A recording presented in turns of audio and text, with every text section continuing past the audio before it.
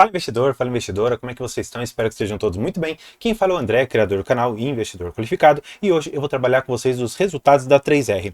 Eu demorei um pouquinho mais para trazer os resultados, eu não coloquei aqui um vídeo exatamente quando saiu, porque eu sou um investidor dessa empresa.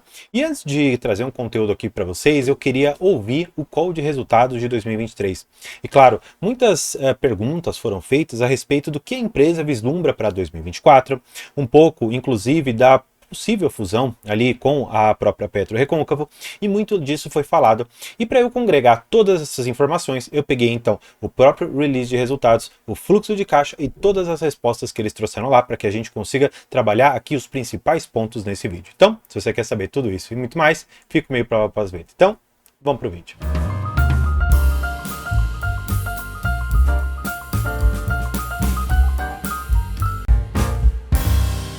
Bem, trazendo você aqui direto para a tela, falaremos aqui dos resultados de 2023, né, especialmente também aqui do quarto trimestre da querida 3R Petróleo, uma empresa que eu particularmente tenho um objetivo na minha carteira, é o de alcançar 1000 papéis dessa empresa. Eu confesso que, neste momento, eu estou reduzindo um pouco meus aportes. Não porque a empresa perdeu fundamento, não tem nada a ver com cotação, não tem nada a ver com barril de petróleo, não tem nada a ver com isso. Tem mais a ver com a falta de sinergia que eu até então estava enxergando com a 3R se fundindo com a PetroRecôncavo. Só que olha só que interessante, é por isso que você precisa acompanhar suas empresas com uma lupa. Você precisa acompanhar os calls de resultados, você precisa ler o release, você precisa ler muita coisa na hora de investir, porque alguns detalhes fazem diferença para você aumentar ou reduzir o ritmo de aportes numa determinada empresa. Foi perguntado o seguinte ali para o CEO da empresa: vocês têm aqui ativos onshore, né, na terra, e vocês têm ativos offshore, basicamente ali são os ativos no mar ou alto mar. O que vocês pretendem fazer com esses ativos offshore? E eles foram categóricos ao dizer que eles querem bolar uma forma de fusão em que todos os ativos da 3R façam parte da PetroRecôncavo, porque no final das contas a Recôncavo seria o ativo final que nós teríamos, não seria a própria 3R. Mas de uma certa maneira o que importa é saber se vai ficar alguma coisa para trás ou não. A companhia ela disse que não, que eles não estudam a possibilidade de cindir a companhia e ficar uma coisa offshore para lá, uma coisa onshore para cá, eles querem levar tudo junto. E eles disseram, claro, passando ali um certo sabonete, afinal de contas eles não podem ainda trazer algumas informações para a gente, que eles fizeram a contratação de alguns agentes ali para estudar efetivamente a possibilidade de eles ingressarem com uma fusão, né, junto com a PetroRecôncavo, e da mesma maneira disse que a Recôncavo está fazendo alguns estudos, eles estão num diálogo bastante amistoso, no sentido de pensar em fundir ou não a companhia. Eles disseram que existe, de uma certa maneira, uma sinergia operacional, só que, como eu já falei no vídeo lá da PetroRecôncavo, eu vi apenas sinergias operacionais, mas não política de governança, não vi até mesmo as empresas conversando com a mesma cultura. A 3R me parece que quer crescer demais. E parece que ela tem ali dentro um projeto que está embrionário ainda, mas que já está mostrando a sua cara de força que vai ter. Já a Recôncavo me parece que sentou em cima ali da geração de caixa, distribui dividendos, fica recebendo aquilo lá, não faz muita coisa e fica por isso mesmo. Enfim, são filosofias diferentes. Eu particularmente gosto mais da 3R exatamente por esses motivos, mas se fundir com a Recôncavo, vai acabar tendo uma desalavancagem bastante importante, que nós sabemos que a 3R tem, e nós já vamos olhar tudo isso, tá bom? Então vamos falar aqui de resultados que eu aposto que vocês estão doidos para saber um pouco dessa empresa. Eu particularmente li com bastante cautela todos os itens aqui para a gente passar, tá bom? E no decorrer eu tenho anotado aqui embaixo comigo algumas das questões importantes que foram trazidas naquele call de resultados. E conforme for necessário eu vou trazer essas intervenções aqui para vocês, tá bom? Vamos lá. Eles colocam a relevância dos ativos onshore, certo? Que permitem maior previsibilidade na produção e receita. Eles trazem também que existe aqui uma baixa complexidade operacional e flexibilidade para ajustar os projetos de investimento. Maravilha! Isso aqui para mim é ótimo, porque se nós sabemos que a maioria dos ativos que nós temos dentro da 3R são onshore, você ter uma baixa complexidade e uma flexibilidade para ajustar os projetos, uma boa geração de caixa através desses ativos, sabendo que os offshores são um pouco mais complicados, eu particularmente gostei. Afinal de contas, se a maioria do portfólio é mais fácil de operar e traz maior previsibilidade, para mim isso é ótimo. Projetos offshore, como eles colocam aqui, propiciam uma escala e um enorme potencial de incremento na produção nos próximos anos. O que quer dizer, basicamente, que no offshore é mais difícil, só que você consegue extrair mais valor de lá do que efetivamente do onshore por inúmeras razões, mas o importante é você ter a perspectiva que A 3R, assim como a Recôncavo, por isso que elas querem então se unir, elas são muito mais focadas em ativos em terra e menos no mar, tá bom? Seguindo aqui, vamos dar uma olhada em algumas outras coisas, né? Eles colocam um pouco da produção diária, que eles encerraram aqui em dezembro de 2023, uma produção de 47 mil barris por dia. E o que acontece? Hoje eles estão mais ou menos com essa média ali de uns 47, pulando talvez ali para os 48. De acordo com o que eles colocaram aqui, eles disseram que eles pretendem até o final de 2024 chegar a uma produção média diária por dia de 60 mil barris. Significa que até lá nós temos alguns tantos mil barris para extrair a mais por dia, e se você for considerar essa quantidade a mais de barris por dia numa média, como eles colocam aqui, então pode ser que até o final ali, por exemplo, de 2024 nós consigamos passar desses 60 mil barris. Imagina só o valor que isso pode destravar para a companhia, exatamente por isso que eu estou muito otimista com ela. Outra coisa, eles colocam aqui que eles controlam ainda a principal infraestrutura de escoamento, tratamento, estocagem e refino da região. Falando muito exatamente ali do Polo Potiguar, que é muito importante no Rio Grande do Norte. E exatamente é aqui que a Recôncavo precisa da 3R. Por quê? Basicamente, a Recôncavo também tem uma exploração no Polo Potiguar.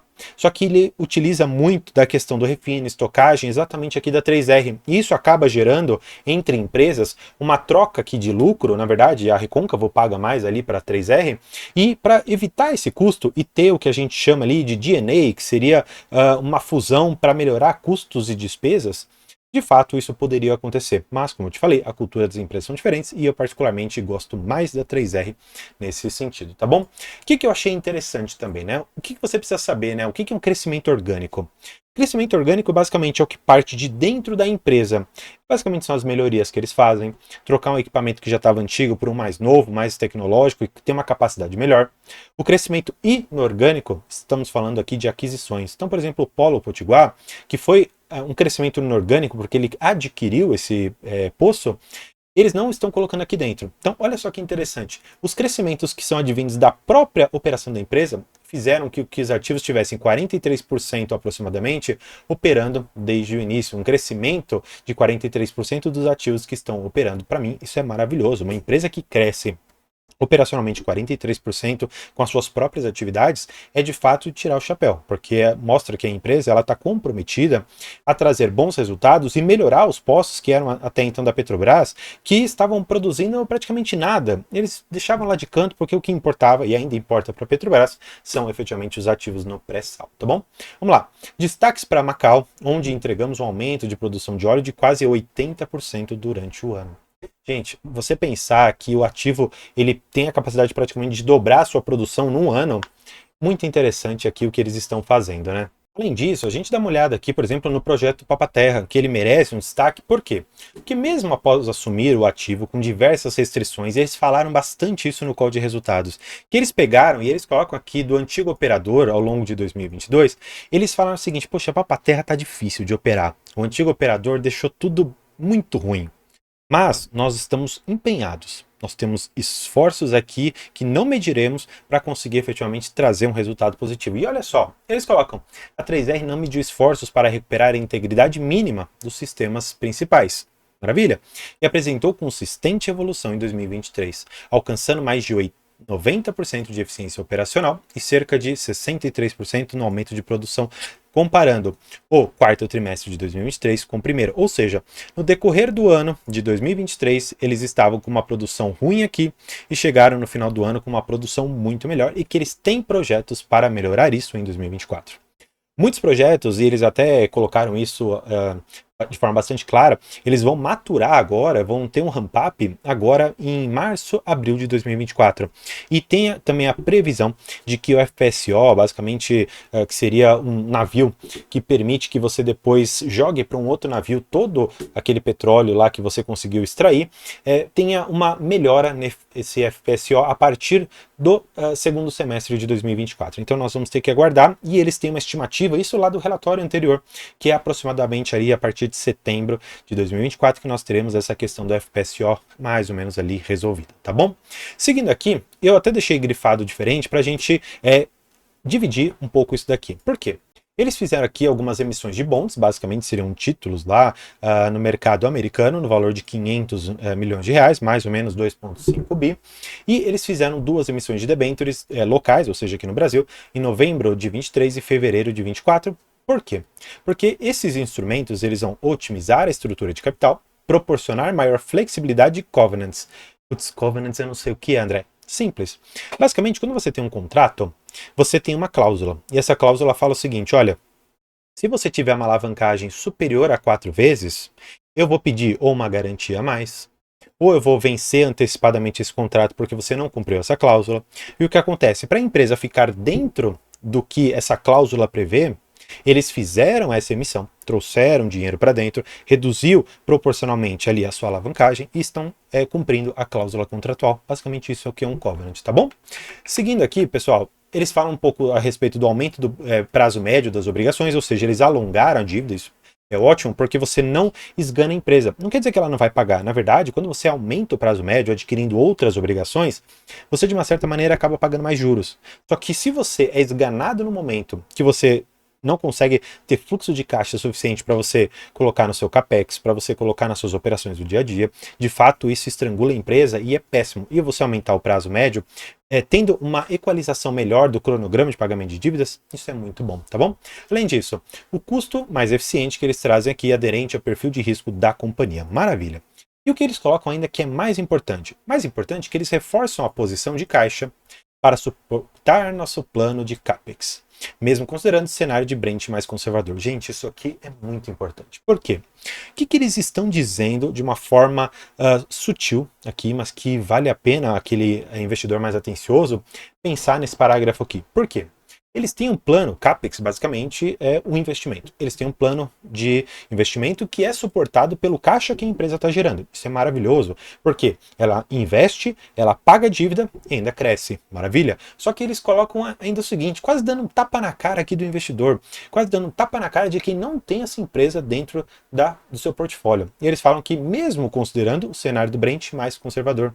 Então, o Brent aqui, acima dos $80, que nós temos agora o barril, para eles está uma maravilha. Se cair, por exemplo, para 70, se cair para 65, vai apertar? Vai apertar um pouco, mas não é o suficiente para acabar com os planos da companhia que eles têm aqui, tá bom? Seguindo aqui um pouco, né, vamos olhar um pouco dos resultados. Aqui, de fato, nós temos alguns indicadores que nós não vamos conseguir efetivamente comparar. Por quê? Porque quando você olha, especialmente para anos de 2022 e 2023, você vai perceber uma discrepância muito alta, na ordem de quase 4 bilhões de reais entre um ano e outro de receita. Por quê? Porque o Polo Potiguar basicamente foi um game changer, né? Foi uma mudança muito importante dentro da companhia que de fato trouxe muito valor. E claro, desde o começo de 22, quando eles pegaram diversos polos não tão interessantes, que estavam meio que sucateados pela Petrobras, eles vieram melhorando muita coisa, resultados que eles só conseguiram colher, muitas das vezes, no comecinho de 23, no meio de 23, como foi o caso até mesmo do Polo Potiguar, que estava muito enrolado. Então, o que você precisa enxergar aqui, no geral, é um pouco da margem da empresa. E aqui tem uma pegadinha bem maldosa, mas que você vai entender comigo por que a margem EBITDA dessa empresa diminuiu, tá bom? Então, trazendo você aqui para a tela, você vai perceber que a margem EBITDA de 2022 para 2023 caiu aproximadamente aqui os seus 7,7 pontos percentuais. Mas por que disso? Basicamente, você precisa saber que o Polo Potiguar, especialmente ele, trouxe um grande segmento do mid e downstream. Só para, mais uma vez, nós situarmos com essas terminologias que elas são muito importantes, o upstream significa extração de petróleo. Midstream significa, basicamente, seria a tubulação. Mais fácil assim, acho que seria mais fácil colocar como tubulação. E o downstream seria o refino. E o que acontece? Nós sabemos que a extração de petróleo tem margens mais altas. Por outro lado, o mid e o downstream, ou seja, essa tubulação e o refino de petróleo tem uma margem muito comprimida. E se você for pegar aqui para baixo, eles colocam exatamente do porquê. Eles colocam, ó, o EBITDA somou aqui 1,9 bi, uma alta de 2,6 vezes ano contra ano, e aí eles colocam, no segmento upstream, nós tivemos uma margem EBITDA ajustada de 50%. Ou seja, mas esse 50% em relação ali a 2022, que estava aqui em 41, significa um incremento bastante interessante. Por outro lado, compensou negativamente os segmentos mid e downstream, que a margem EBITDA foi de 3,7%. De fato, o refino não é a melhor operação em termos de margem, mas ela é necessária no final das contas para a própria operação e segmentação ali da empresa, tá? Eles colocam um outro tema que eu acredito que vai estar aqui em cima a respeito do lifting cost, né?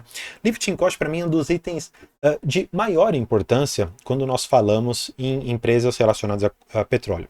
Basicamente, o lifting cost é o valor que você tem para você conseguir extrair o petróleo debaixo da terra ou debaixo do mar, a depender qual for o caso, ou como algumas aqui tem, por exemplo, extrair o gás. Fato é que quanto mais alto esse indicador, pior. Quanto mais baixo, naturalmente, melhor, porque menos custo você tem para isso. Só que, de fato, os segmentos que estão de extração de petróleo no alto mar têm uma média de lifting cost bem baixa, abaixo ali, por exemplo, dos seus $10. Quando estamos falando nos ativos em terra, o lifting cost já é maior, por diversas questões, mas que não valem a pena aqui nós detalharmos. Fato é que em 2023, o lifting cost em 2023 ficou $19,80 em face de $15,60 em 2022. Mas, como eu falei, e aqui eu vou repetir porque isso é muito importante, de um ano para o outro você teve a aquisição do Polo Potiguar, que foi muito revolucionária na empresa, representa, se eu não me engano, mais de 40% da receita da empresa. Então, de fato, você recebeu um ativo novo, que o antigo operador não era tão bom e que é representativo de grande parte da sua receita, de fato, o lifting cost aumentar. Mas eles colocaram aqui que em 2024 eles pretendem reduzir marginalmente. Me parece que esse lifting cost não será tão fácil de reduzir e para os ativos que estão onshore, de fato, é mais complicado mesmo, tá? Para que a gente dê uma olhada em algumas outras questões, né, vou mostrar um pouco do fluxo de caixa, porque aqui nós temos algumas questões importantes para serem tratadas, tá bom? No geral, quando estamos falando de caixa operacional, vamos olhar aqui o consolidado, tá bom? Nós vamos ver que essa empresa, ela gerou um caixa aqui de aproximadamente 1 bilhão de reais, tá bom? Mas qual que é o ponto? Você sabe que essa empresa está muito endividada porque, de fato, ela fez aquisições, especialmente ali do Polo Potiguar. E aí você pode ver que ela teve esse desembolso aqui de aquisição de ativos de gás e óleo, que basicamente é o Polo Potiguar, na ordem aqui dos seus 5 bilhões de reais. Gente, é muita coisa, é muito dinheiro.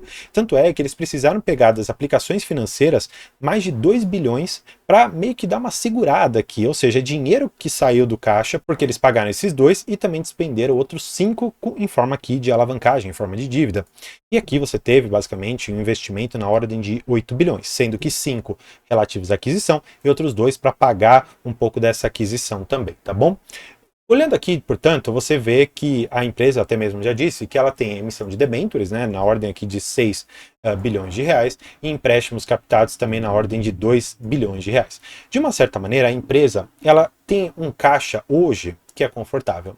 Um caixa que pode fazer frente a todo o cronograma de pagamento de dívidas da empresa. Mas, de fato, você tem que entender que todo esse momento da empresa é muito beneficiado pela alta do petróleo. E, independentemente de você gostar ou não da 3R, fato é que, olhando aqui, por exemplo, no site, a empresa, ela teve ali, vamos pegar aqui no dia, ela começou aqui nos seus 28,37 e fechou basicamente aqui nos seus 28,32, mas durante o dia teve uma alta maior. Eu acho que até o site, não sei se ele está correto, mas aqui, ó, vocês podem ver, ó, a 3R subiu 4,5% no pregão de hoje, tá certo? E olhando aqui para o preço justo, o que os analistas consideram, 12 analistas recomendam compra desse ativo. O upside é de fato bastante interessante. Estamos falando aqui de aproximadamente 100% de ganho, considerando um preço-alvo dos analistas de R$ 55,04. Para os analistas da Genial, por outro lado, eles têm um upside um pouco mais interessante, na ordem aqui de R$ 62,00 por ativo, um upside de 118,85%. Basicamente significa que se você investir ali R$ 10.000, você vai tirar praticamente R$ 22.000. É de fato bastante coisa. É uma empresa que tem um potencial muito grande e que sequer atingiu ainda o seu pico. O pico de produção que eles estimam para mais ou menos ali 2026, 2027 é na ordem de mais de 100 mil barris de petróleo por dia. De fato, é um plano bastante ambicioso, mas que se efetivamente se concretizar, quem sabe não é a mesma trajetória de uma PetroRio da vida. Enfim, eu particularmente estou, entre aspas, apostando que todo esse cenário positivo dentro da própria 3R vai efetivamente vir à tona. E, independentemente de a fusão acontecer, eles já deixaram bastante claro que eles querem levar todos os ativos e que, independentemente de se fundirem ou não, eles continuarão os projetos que eles têm lá dentro. Olhando por isso, portanto, enxergando que é uma empresa que vai trazer um crescimento, está comprometida com o acionista e, claro, está engajada a trazer cada vez melhores retornos, já que o próprio retorno da empresa advém do crescimento que a própria empresa tem, eu particularmente estou bastante otimista e vou provavelmente aumentar aqui minhas compras nesse ativo. Agora, com aquele risco que eu vislumbrava lá atrás de que haveria uma fusão e os ativos offshore ficariam de canto e a empresa poderia ficar meio problematizada com isso, eu vi que na verdade eles querem levar tudo e isso me tranquilizou muito. Então, sabendo que isso pode ou não se concretizar, renda variável pode acontecer de tudo, eu estou aqui junto com a empresa enxergando que o board me trouxe as melhores perspectivas. E claro, se você investe na empresa, deixa aqui embaixo que eu vou sempre gostar de saber. E para você conhecer um pouco mais, vou deixar aqui nossa área de membros, onde nós temos análises diversas de empresas, conteúdos educativos e especialmente ali a possibilidade de conversarmos por 1 hora sobre a sua carteira de investimentos, e também vou deixar aqui outros 2 vídeos para você continuar acompanhando o meu trabalho. Por hoje é isso, muito obrigado e